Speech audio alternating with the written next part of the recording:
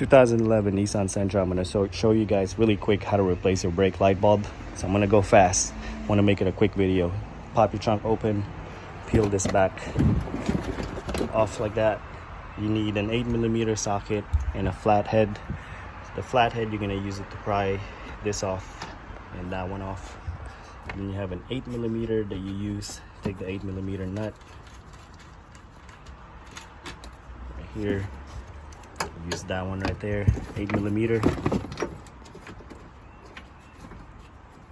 Now once you take those two nuts off, you're gonna go ahead and gently pry this back towards you. You're gonna have one right here that's gonna be a little bit harder, but it'll eventually come off. This is gonna be your brake light. Twist it, take it out, pull the light bulb off, then put it back in. Same for your running light bulb. Twist it, take it off, put it back in, and then align this back on in there, and then these two, 1 and 2, to those two holes right there. Put everything back. That's it. Hope this video helped you guys out. If you guys got any questions, comment below. Give me a thumbs up, click the subscribe button, and again, thanks for watching.